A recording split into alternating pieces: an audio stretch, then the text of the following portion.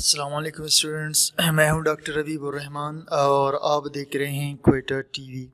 Students, आज हम एस&पी block elements के अंदर स्टार्ट करने वाले हैं अपना लेक्चर नंबर 21 और इस लेक्चर में स्टूडेंट्स हमने पढ़ना है nature and structure of period 3 chlorides को। लेकिन इससे पहले हम देखेंगे कि क्लोराइड्स होते क्या हैं। ठीक है, तो भाई यहाँ पर हमने पढ़ना है पीरियड 3 के क्लोराइड्स को। ठीक है स्टूडेंट्स, किस चीज़ को पढ़ेंगे जी? पीरियड 3 के क्लोराइड्स को। The binary compounds of chlorine with period 3 elements. Binary का मतलब है दो वाले, यानी जिसमें दो चीज़ें हों। तो बाइनरी कंपाउंड्स क्लोरीन के पीरियड 3 के एलिमेंट्स के, इसको हम कहते हैं chlorides of the period 3 elements.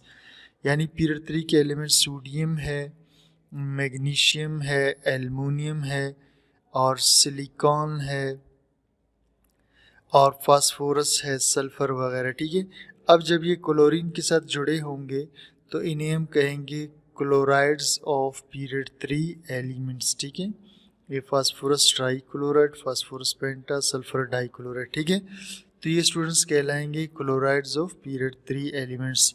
The chlorides of period 3 elements are ये sodium chloride, magnesium chloride, aluminium, silicon, phosphorus और sulphur chloride.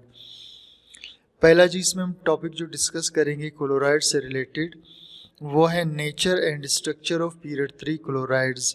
Sodium and magnesium chloride are white ionic compounds.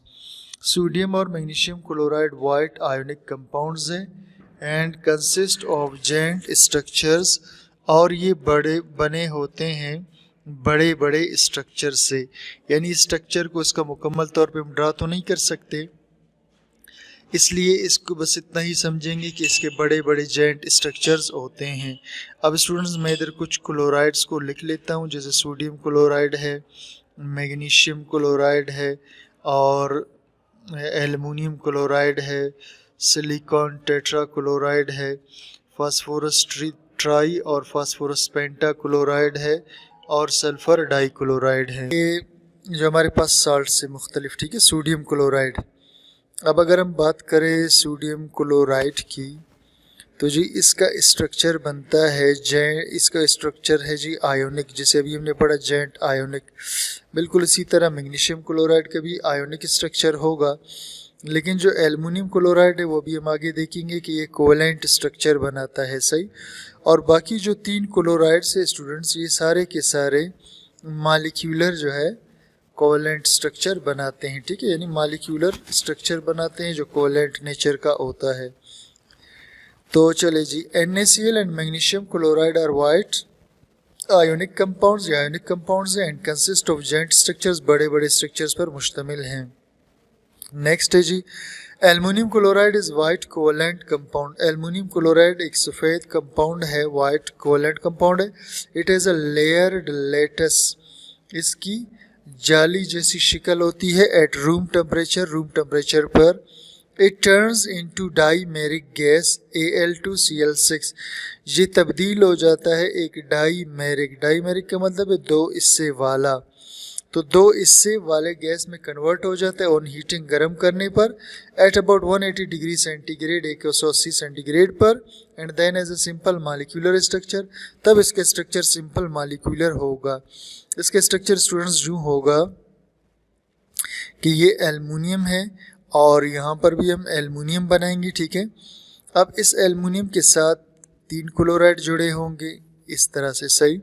और बिल्कुल इसी तरह इस एल्युमिनियम के साथ भी आपने 3 क्लोराइड ऐसा ट्राइगोनल शेप में जोड़ देना है।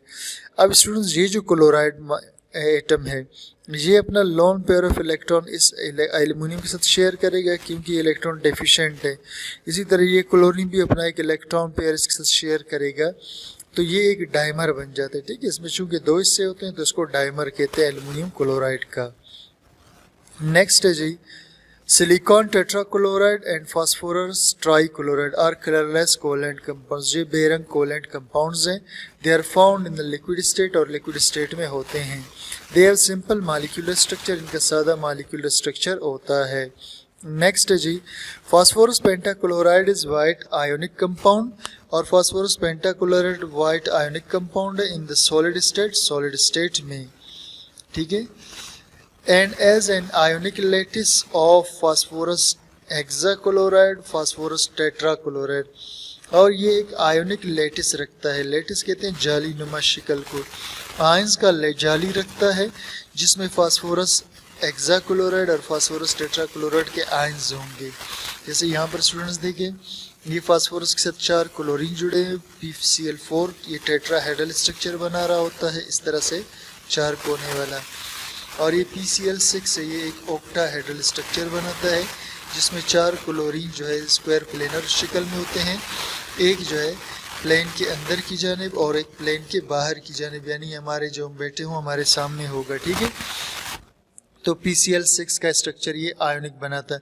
However it has a simple molecular structure in the gaseous state, ताहम ये सादा मॉलिक्यूलर स्ट्रक्चर रखता है जब ये गैस की फॉर्म में हो।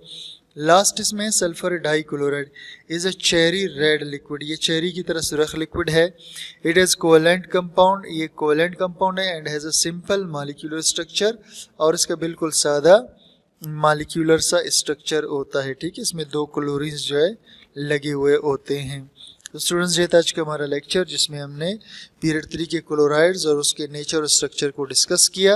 उम्मीद करता हूँ आपको लेक्चर समझ में आ गया है। कोई चीज़ क्लियर ना हो कमेंट सेक्शन में ज़रूर बता दीजिए, और चैनल को सब्सक्राइब, लाइक, शेयर कीजिएगा। Thank you for watching.